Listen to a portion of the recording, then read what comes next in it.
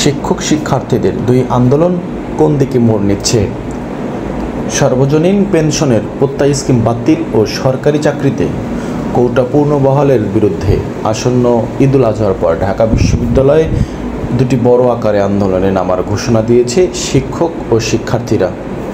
এই দুই আন্দোলন নিয়ে সময় বেঁধে দিয়েছে।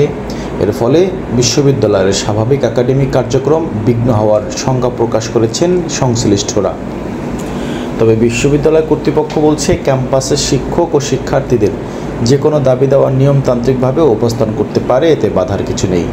তবে বড় কোনো আন্দোলন হলে তখন সরকারের হস্তক্ষেপ থাকে, তখন আলাপ আলোচনার মাধ্যমে সমাধানের চেষ্টা করা হবে। জানা গেছে, 5 জন প্রথম ও দ্বিতীয় শ্রেণীর সরকারি চাকরিতে মুক্তিযোদ্ধা কোটা ব্যবস্থা পুনর্বহাল করার রায় দিয়েছে হাইকোর্ট। সরকারি নিয়োগের 2 শ্রেণীতে কোটা ব্যবস্থা বাতিল করে 2018 সালে যে প্রজ্ঞাপন জারি করা হয়েছিল সেটি অবৈধ ঘোষণা করে রায় দিয়েছে উচ্চ আদালত। এই রায়ের খবরে ঢাকা বিশ্ববিদ্যালয়ে ঢাবি সাধারণ চাকরি প্রত্যাশী ও ছাত্রছাত্রীরা কয়েকদিন বিক্ষোভ দেখিয়েছে। সর্বশেষ গত 10 জুন বিক্ষোভকারীরা শিক্ষার্থীরা তাদের দাবি মানতে সরকারকে 30 জুন পর্যন্ত সময় বেঁধে দিয়েছে। এই সময়ের মধ্যে দাবি পূরণ না করা হলে সর্বাত্মক আন্দোলনের হুঁশিয়ারি দেওয়া হয়েছে। এরই অংশ হিসাবে 1 জুলাই ঢাবিতে সর্বাত্মক ক্লাস পরীক্ষা বর্জনের ঘোষণা দেওয়া হয়। অন্যদিকে 1 জুলাই থেকে পেনশন স্কিম বাতিলের দাবিতে ঢাকা বিশ্ববিদ্যালয় সহ দেশের সকল পাবলিক বিশ্ববিদ্যালয়ে ক্লাস পরীক্ষা বর্জনের ঘোষণা দিয়েছে বাংলাদেশ বিশ্ববিদ্যালয় শিক্ষক সমিতি ফেডারেশন। এরই অংশ হিসাবে 30 জুন পর্যন্ত সময় বেঁধে দিয়ে ঢাকা বিশ্ববিদ্যালয়ে 1 জুলাই থেকে একাডেমিক ও প্রশাসনিক কার্যক্রম চলবে না বলে ঘোষণা দিয়েছেন শিক্ষক সমিতির সাধারণ সম্পাদক অধ্যাপক ডক্টর জিনাত হুদা।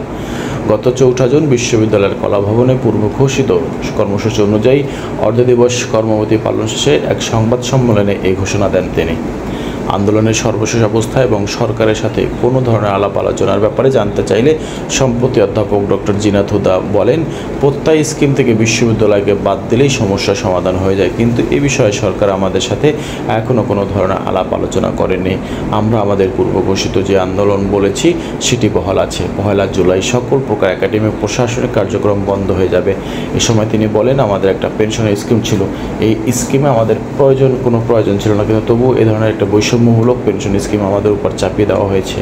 তিনি বলেন, পেনশন মানুষকে দেওয়া হয় সুরক্ষার জন্য, সুরক্ষা বলয় দিতে হলে তো পেনশনকে কমানোর পরিবর্তে আরও বৃদ্ধি করা উচিত, কিন্তু সেটা তো করছি না, আমরা সেটা যাচ্ছিও না। কিন্তু সবচেয়ে খারাপ বিষয় হচ্ছে, প্রত্যয় স্কিমে পেনশন তো সীমিতই করেছে, আমাদের অবসরের বয়স যেখানে 65 ছিল সেটাও 60 করা হয়েছে।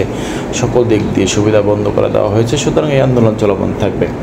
বিশ্ববিদ্যালয়ের একাডেমিক প্রশাসনিক কার্যক্রম বন্ধ হওয়ার ব্যাপারে বিশ্ববিদ্যালয় ভিসি ও প্রভিসিদের সাথে কোনো আলোচনা হয়েছে কিনা বা সমর্থন করছেন কিনা জানতে চাইলে তিনি বলেন, ভিসি ও প্রভিসি সম্মতি দেবেন কিনা বা তারা সমর্থন করবেন কিনা সম্পূর্ণ তাদের ব্যাপার। তবে ভিসি হওয়ার আগে তিনি একজন শিক্ষক, তবুও ভিসি স্যারের সাথে শিক্ষক সমিতির সকল কার্যকরী সদস্যদের নিয়ে আমাদের কথাবার্তা জানিয়েছি। আমি এ ব্যাপারে শিক্ষক সমিতির পক্ষ থেকে চিঠিও চালাচালি করেছি।